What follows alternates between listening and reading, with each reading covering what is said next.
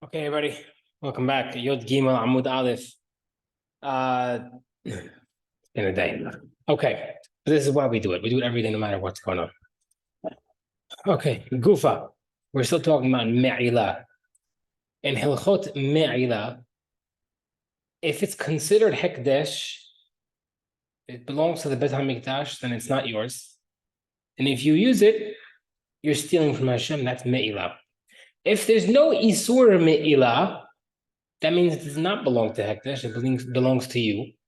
And if you damage it, you are chayav. Right? Little background. Kufa. Uma'allah ma'al ba'ashem. L'rabot koche kalim shehem amono. This includes koche kalim that are your money. Divrei b'yosef lili. Ben azay omer l'rabot l'shlamim includes shlamim. That's considered your money. Avayosi ben dusta omer lo amar ben azay ela b'chor. B'var is only referring to b'chor. You're adding only a b'chor. Mar mor. Ben azay omer l'rabot l'shlamim including shlamim. Ma'ute mai. Right? Including shlamim to exclude what? If you can't tell me that he means shlamim but not a bechor, bechor is not considered yours but rather God's. Right? So now, what are you including? You're including a korban shlamim. Korban shlamim has a lot of prerequisites as a korban. You need to do smicha. The korban has to lean on it with all his might, his two hands. Family shout out. And also by the korban, they have to do nisuch. They have to pour wine or water on the mizbeach, and the chest and the leg of the animal gets waved around by the kohen, similar to like the love waving. Amart mamon ba'alim. And in that case, that type of korban, which you're doing all this stuff, in that case is considered the owner of the animal. Bechor mibayeh, a bechor which does not have any of those situations, any of those ceremonies. Of course, it wouldn't be chayav. Why would it need to be the chidush? Ella Rabbi Yochanan Me'utis Ma'aser are coming to exclude Ma'aser. Okay, the time like the Brata says, b'chor ne'emar lo tifzeh. Regarding b'chor, it says don't redeem it. B'nimkar tam chai, and you can be sold while it's alive without a mum. Uba mum hay v'shachut. We mentioned this before, and you can sell it when it's a mum. You could sell it when it's alive, whether it's alive or dead. B'ma'aser ne'emar, and by ma'aser it says lo yigal, you should not redeem it. B'nimkar lo chay v'lo shachut, and it can't be sold anytime when it's alive or dead. Not blemished or unblemished, right? A maser animal. Why do you have a maser animal? You have 10 animals. You used to walk them out one at a time. At the end of the year, new animals that were born. Every 10 animals, they take a marker and mark it down. That's maser, right? So the halacha with these animals is that you can't sell it whether it's alive or not, whether it's slaughtered or not, and same thing, and whether or not there's a moon. Ravina Matila Sefer says, no, it's coming to teach something else. Amar Abaya ben Dustai Omer. Lo Amar ben Azai Bechor. It's only he coming to include include a Bechor. What does that mean? What's he trying to exclude if he's only including Bechor? Ilim Lemut Shlamim coming to exclude Shlamim. Hashtu Ma Bechor Shechodesh Melech Manohu. Now, why would you teach me that? A Bechor is Kadosh from its womb, right? Once the mother of this animal is pregnant with it, it's already kadosh. Shlamim mibaya, shlamim that becomes kodesh after it's born. You don't need to teach me the hadush. Rabbi Yochanan, emoti maaser. It's coming to exclude maaser. Same exact thing, 3 words. Same exact thing as we said earlier. So the word but Rabbi Yosef ben Dustai said, he didn't say except the animal, except Bechor. Why would that include a shlamim as well? Right? He didn't say, he said to include a Bechor. Why would that exclude, why would he include a shlamim? Where it says kasha? It's a good question. Rabbi Amar, what does Mishnah say when there's items that belong to you that are not chayav in me'ilah? Nechasim she'en bahem din me'ilah. There's no din of me'ilah. Who was considered that? The hediot belongs to a regular person, right? Like I said before. There's a thing that has me'ilah, and it does not have me'ilah. If it's me'ilah, that means it belongs to God. If it's not me'ilah, not kadosh. So what's the difference? So it says hediot. So Gemara says, which means not holy. So the Mishnah. So then we asked, let the Mishnah just say hediot, a regular item. So Gemara says kasha. It's a good question. We're not sure why he used that lashon.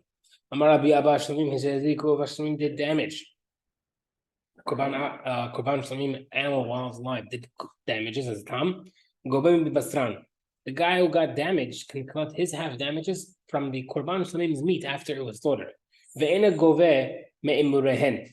You cannot collect from the fats of the Shlamim, which is used for the Korban. Right? You're taking the stuff that's being given to the owner, and you can't take the stuff that's given to God. Cheetah, where it says, of course you can't take from the fats. That's God's, not yours. You can't give that away. Maybe you might think you're trying to collect from the shlamim corresponding from the sacrificial parts. Meaning, you might think when he says you can't collect from the part that goes in the mizbeach, he meant that he does not collect from the meat. Let's give an example. If it was worth $200, right, and 150 is meat that you're eating, and 50 is worth that's going in the mizbeach, and you can only collect 75 of the good meat, which is half the price, right? So you're doing Hatzi Nezek half the price. You don't do Hatzi Nezek of 200, you do Hatzi Nezek of 150. Right? That's according to, who's this according to? If it's according to Rabbanan, Pshita, it's obvious. Because the Chamim say, whenever it's impossible to recover from this party, you can't recover from that party. Right? If you can't collect from the person who's chayav, you cannot collect from the other person as well. What does that mean? That if you have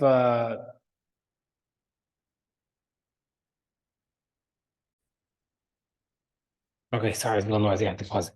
So in the scenario where you have a person who is right, we'll give the example that's going to be given in a month and a half, in the 50s, in the Baba Kama. There's a case of an ox pushing another ox into a pit.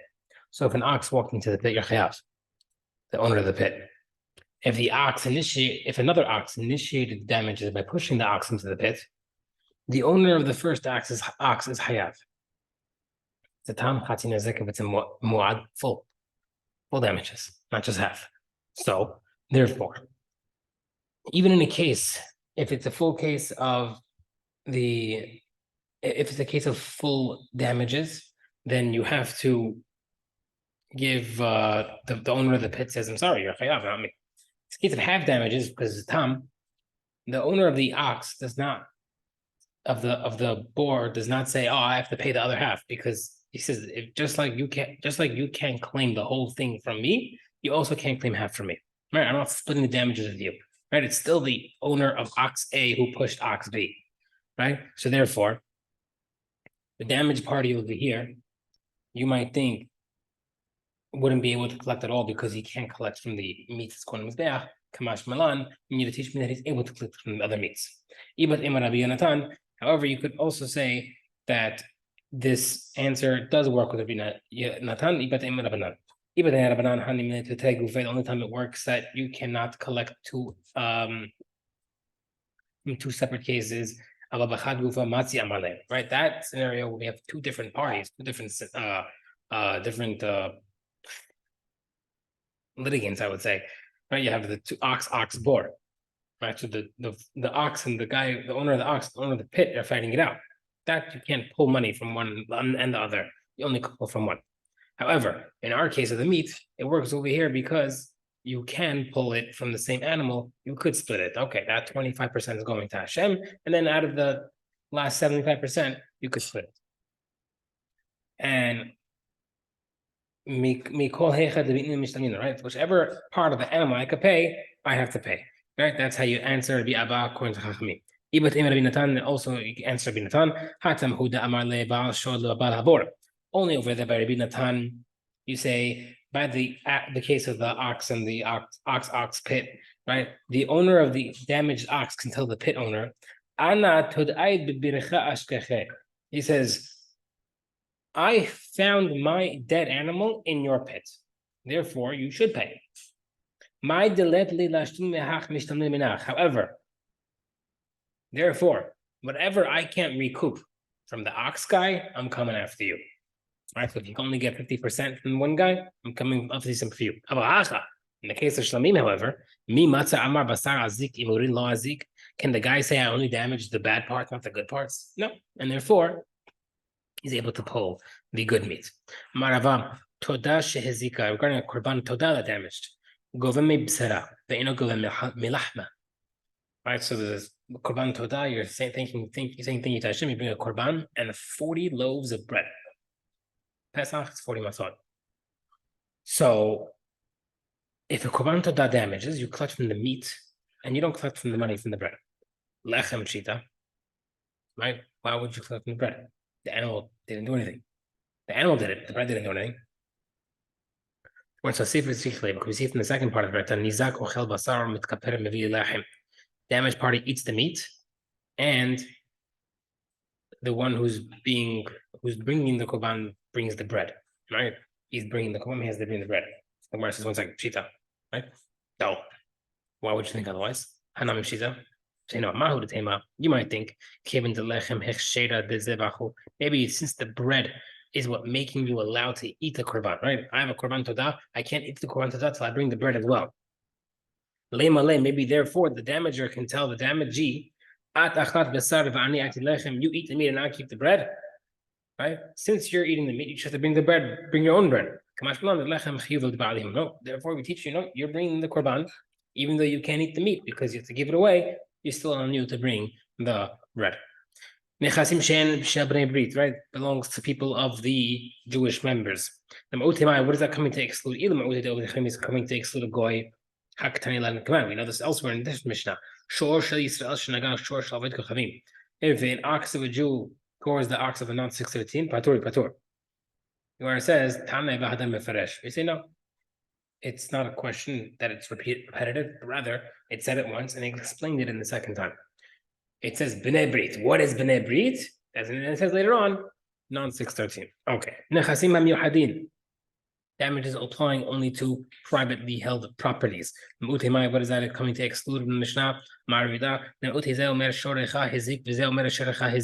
This is coming to exclude a case in which we're not sure who damaged. Which ox damaged? Right, your ox did. Therefore, you can't collect.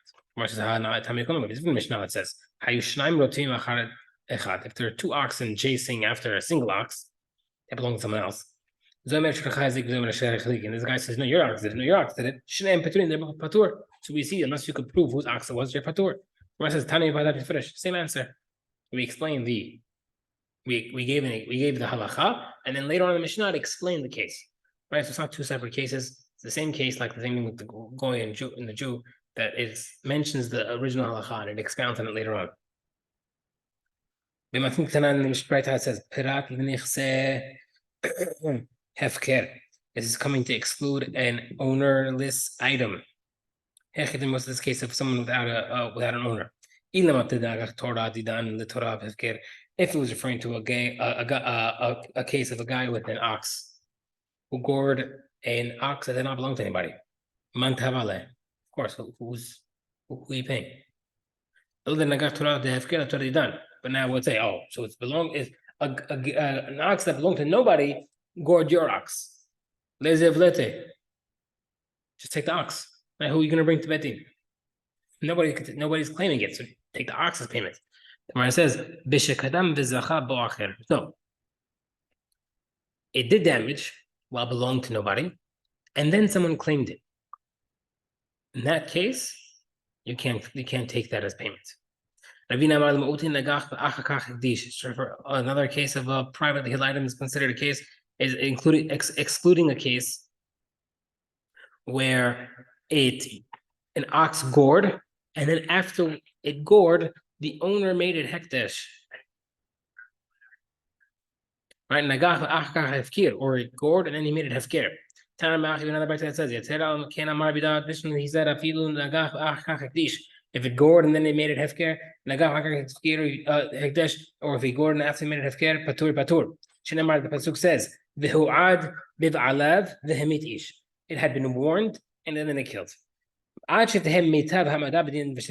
has to be in all the same standing. I mean, it has to be the death while it belongs to the owner.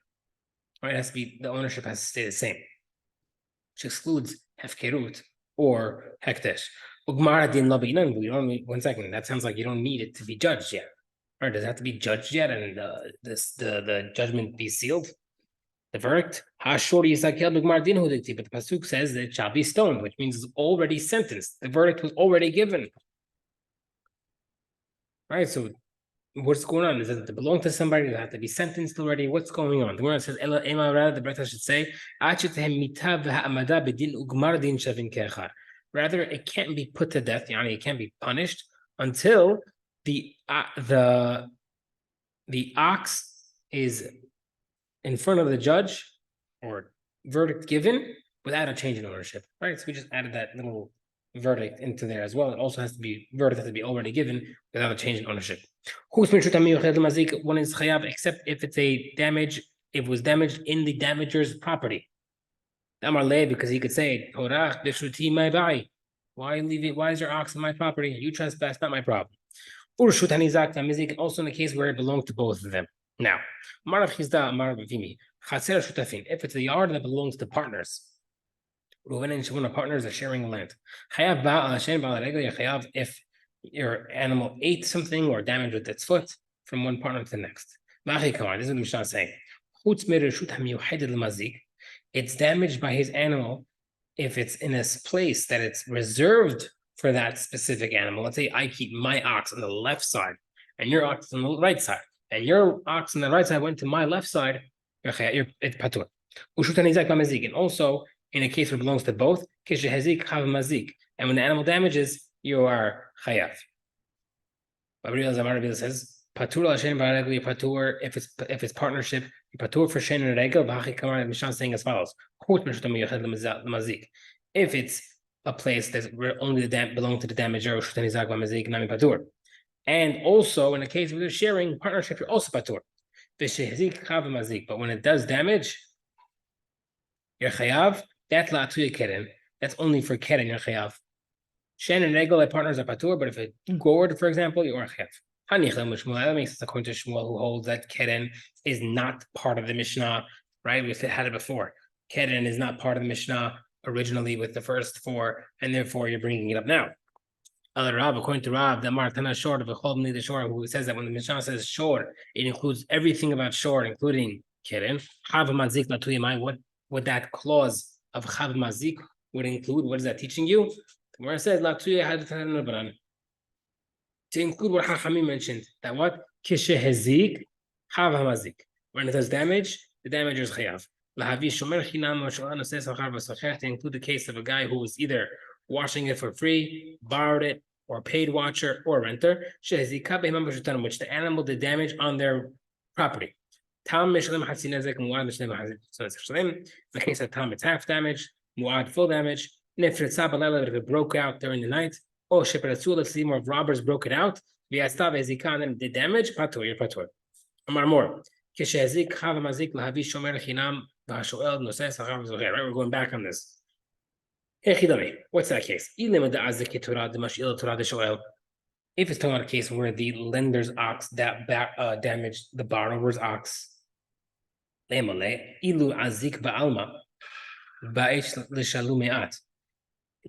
lender could tell the guy, listen, you're supposed to watch this animal. And if this animal had gone out and damaged someone else's, you'd be chayav because you're supposed to watch it. Now that it damaged your own animal, I'm not paying you. You would be chayav if it damaged your neighbor's animal because you're supposed to watch it, and it happened to damage your animal. Sorry, pay yourself. Let's say maybe it's talking about a case where the borrower's ox damaged the lender's ox, right? So he borrowed the ox from Reuben, and his own ox damaged that borrowed ox. The lender could tell the borrower, if my ox was damaged by a different ox while you're supposed to watch it, you'd have to pay for the entire thing, even if it's Tam Muad. Now that it was your ox that damaged it, you only pay me half damages. You're supposed to pay me full damages if you borrowed it. You're chayav in full damages, even if it was a Tam animal damaged it. So therefore, pay me out full damages. So therefore, how do we explain the Braita? Rather, we must be talking about a case where the lender's ox damaged the borrower's ox. Right? So I borrowed the animal and his animal damaged my animal.